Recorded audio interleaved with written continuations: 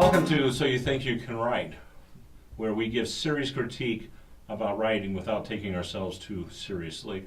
My name is Bennett Lodge, and with me is... Janette Rallison. Blaylock.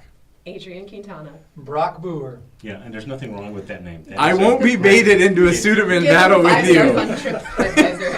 He did say that he'd stayed at Bennett Lodge. Yeah, he and gave it did. 5 He stars. did. He said all day long. It was, Right. it was a So- wonderful stay. This is how the show Don't works. leave a mint on your pillow. Yeah. Fresh, warm chocolate chip cookies, and you check in at Bennett Lodge. Bennett Lodge, okay. So this is how the show works. Who's reading today? Adrienne is going to read a submission, first page submission that's been sent in to us, and then we, as judges, if we decide that an agent or editor would reject that submission, we will hit our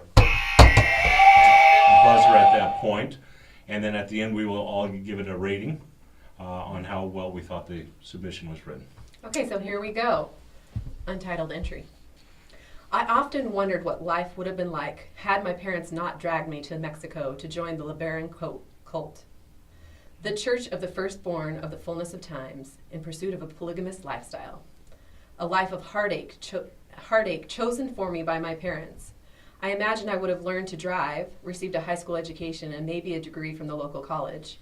Would I have dated and married a loving man, known what it was like to share love as an equal partner from a man not older than my father, but one closer to my age? Could I have raised my children with a father who was present in a home with running water and modern plumbing? Would my children have been free from the physical and mental abuse of brainwashing cult inflicts? What if my children had been safe and protected, surrounded by a typical family? Bennett? Was that me buzzing first Yes. again? Yeah. Wow. Part of that is because I took a glance, and that's all the same paragraph, right? Mm-hmm. So I think that if I was an agent, and as harsh as this sounds, if I saw that the first paragraph was nearly a page long, I would not even read the first word on it. But then it's not moving. It seems to be kind of going over a lot of the same material, variants of the same material, without moving the story forward. Mm-hmm. What we're getting is, I wonder if, and I'd like to know a little bit more about what's going on now. Okay. What if my children had been safe and protected, surrounded by a typical family, and in that loving, forgiving church from which I was removed at such a tender age? What if my life continued the way my first 11 years of life had been, safe in the church I loved, the Church of Jesus Christ of Latter-day Saints, often known as the Mormons?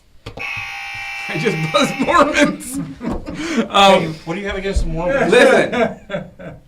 Listen, because this is, and before some of this borderlined on exposition, but that's straight out like just giving us an info dump. That's like, let me also tell you everything you need to know.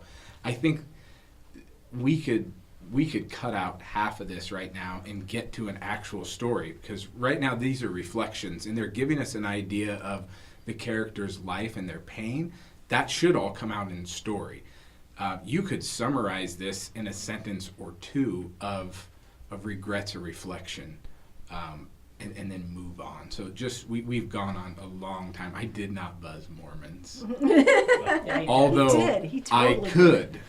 You buzzed twice now. Yeah, Okay, I broke our streak. Okay. Can I move on now? Yes. Okay, thank you. Would that love of testimony of the church have continued to grow had I not been torn away from it? Or did it grow because of the challenges I faced in the polygamous world? I was always taught there would be no trial or challenge beyond our ability to handle. Our trials would make us stronger, refining us into what the Lord would have us be. As we turn to Him, God would provide a way for us to get through those trials. Our attitude... Okay. What genre is this? Okay. So again, if this is nonfiction, maybe this is the right thing to do. But again, it feels like an info dump. Sounds like a memoir. Yeah, sounds like a memoir. And again, if it is, It could be a memoir. I'm intrigued because of the setting. I'm intrigued because of the questions. I'm intrigued because of that tension. But I don't, again, so that not knowing that, but this still doesn't move. It's just, it becomes preachy at this point, and that's okay if I know I've picked up a book that I want to be taught, and in nonfiction. And if that's what this is, I would maybe feel differently, but it doesn't seem to move very well. Yeah. As we turn to God, or as we turn to Him, God would provide a way for us to get through those trials. Our attitude of gratitude and being thankful in all things would draw us closer to God. I wasn't always thankful for my trials. For so long, I lived my entire life feeling victimized by my parents' decisions. To be honest, I felt they ruined my life. I let those memories and trials haunt me, weighing on me until I became bitter and Oh, cut short for word limit. okay. That's us. That's okay. We cut We them cut short that. So there's for word more, but limit. you don't get to see it, and neither do we. Oh, Can okay. I say about this? I think this first paragraph-ish, I think the rule of three, with those questions, if you're going to ask those questions, the rule Yes. is no more than three. Yeah. You're going to ask those three questions, and then you're out. So pick the three that are the most important, and all the rest of them are Yeah. filler. Yeah, and I thought, well, the thing that is really great about this is that the powerful emotion that's just, talk about, high stakes for a character, and I'm assuming that this probably is a memoir, but to just, like, wow, that just really hit me, like, oh, how your life could be changed, and this poor woman who's suddenly thrust into this kind of awful life, and then but it sounds like she's gotten out of it, and she's anyway, just this story seems so interesting to me. That's why I didn't buzz it, because it does have some writing problems that everybody has told, but this is all backstory. It's a really Yes. interesting backstory, but yeah, we do need to find all of this needs to be in the novel, just not on the first page. You could maybe even start with, for so long I lived my entire life feeling victimized by my parents' decision. To be honest, I felt they ruined my life. That's actually a pretty good start. It is. That's what I was going to say. Is maybe a different starting point, because this is backstory, and it could come out as you tell your story, Yeah. even if it is a memoir. Right. It could come out later.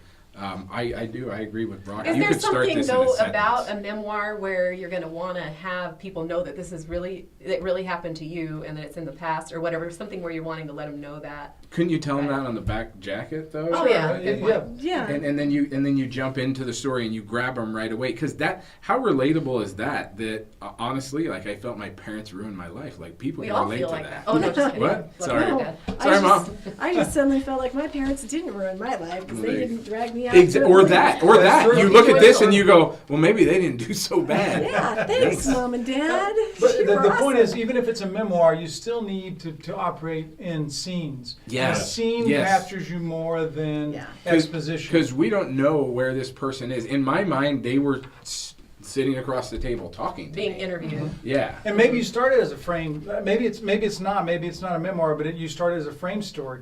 Maybe there's an investigator that's police investigator, newspaper investigator, whatever, and this is a frame story, and then this person tells their story. That's a very good technique for a story like this as well. Yeah. So, just out of curiosity, do you think that she should start this at 11 when she shows up at the cult and learns Yes. how different life is That's going to what I be? would start. That's exactly when I would I start. personally, go ahead, Randy. Well, I disagree. I think that it doesn't have to. I'm reading A Glass Castle, and it starts That's true. with her in the present, and then she goes back. Right. A Tells frame the story. story. Yeah. Right, it frames it and then goes back. So Yeah. she grabs something very exciting. Mm-hmm. Are you going to buzz me? No, I was gonna say, then give us that. Like, tell us where she is. Exactly. Tell us Right. where she is, and you could do that with the jump off of this last sentence, Yes. and then jump to where she is, and then take us back to Yes. to this time. Exactly. Give us a Yeah. Oh, yeah. Yeah, I was going to do the same thing. If I were telling the story, it would be a frame story. I would start in the present, ground where they are now, whether it was good or bad, and then go back and move us through the story. And there are a lot of different techniques for doing that. Glass Castle is a good Yeah, example. Glass Castle, yes, you definitely, if you're writing memoir, sort of read that one. Because it does a great job, and it's not always, it's not a story linear, this No. happened. It jumps around a little bit, but it's just so powerful that you are just spellbound reading that book. Exactly. Well, I guess we better vote on this one. Okay. So Do I get to vote first since I read it? Sure. Oh, go wait, no, ahead. that's not how we do. Okay. Yeah. We'll let you vote first, and we'll go this way and come back to me. I get to vote last. Okay. Yeah. Well, I guess to me this one's a right because it's a huge chunk of it that needs to be taken out of that first paragraph. I like this story. I would want to read this. It's sensational, interesting information, and it's from the point of view of the person who it happened to. So I like it, but I think it needs to ground us in the setting. I'm also right, because cut short for word limit. That's where I think you were going. Is all the things that we're talking about. I don't know, but I agree. I don't think that as a reader, this is very personal to who's telling the story. But as a reader, I don't need that yet. That can come out later. Yeah, I think we need some of it. I mean, we need to know what this is about because this is so powerful. So, I wouldn't start it like I was just walking home from school, like it could be any story. I mean, this is a specific type of story, memoir, whatever. Anyway. But you could start it that your parents took you out of school and drug you. Sure, that could be the opening scene. Yeah. That you go from right. my life was this and now That's it's true. not anymore. Right. And I think as long as we knew from the cover, from the title, from everything, Yeah. what this was, and there are quite a few stories. So what are you about voting? that. Okay, yeah. I'm just going to talk about it for a while. I think I am going to say right that it needs to. This first page needs to be reworked, but it's a lot of emotion, and don't lose that. I guess don't lose that. All right, and I'm going to give it a right. Definitely, you don't want to have a page that visually an agent's going to look at and say, I'm not going to read a single word because a page-long paragraph tells me that I'm not dealing with the level of professionalism that I expect for my submissions. And then also, even though this is memoir, there's still a lot of rules for writing fiction that apply. You want to know your setting. And the character voice is good. I mean, that is really excellent. I like that. That draws us in. Mm-hmm. But we need to know setting, and we need to have like a great opening line to hook the reader right away. And a lot of those elements are missing in this version of it. But I think it's going the right direction. I'm going to also vote right, but I'm going to encourage you to actually write it because I think it is a powerful piece. And I think there's a lot of emotion in it as well, but you're not there yet. And so go back and write it, but don't give up on this because there's a lot of good things in this piece. Yeah. Definitely. All right, so that's it. So did we get it right? Feel free to make comments, good, bad, or even questions, suggestions, anything like that. You can do that. Argue with us. That's a lot of fun. Yeah, we like that, especially Aaron. Argue a lot with Aaron. Tell me how you like the mustache, or don't like it, in the case may be. or love it. Okay, and then Till next time. As you can tell, this is where we give serious writing critique without taking ourselves too Yes. seriously. That's right. So we'll see you next time.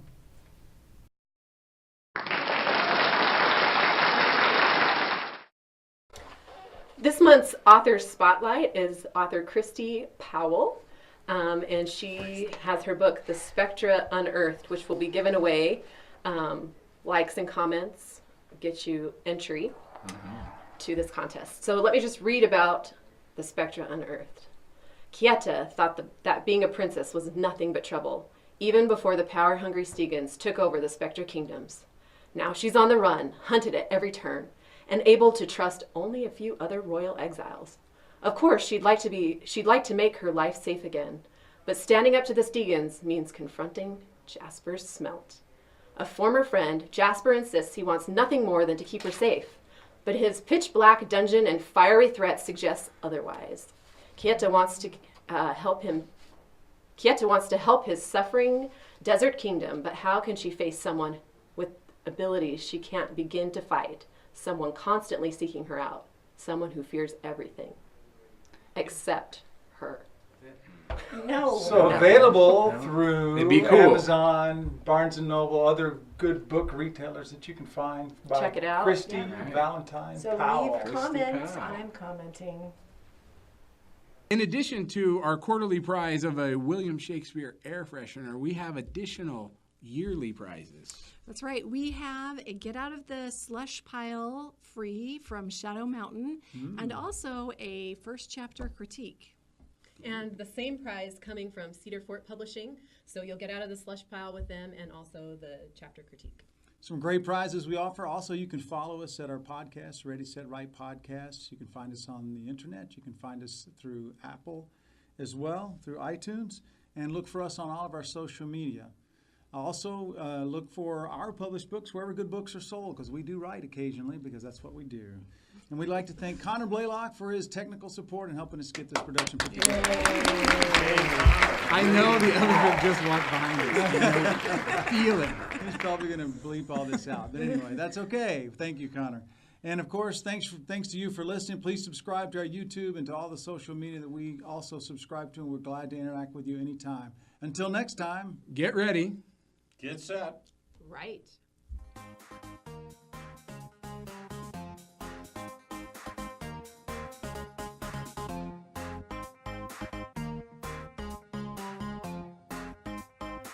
Next one. What are you doing, Janette? I'm waiting for people to subscribe. My takeaway. Well, hurry up. Subscribe. It's annoying me. I want to go home. Subscribe. Please. No. 3 messages.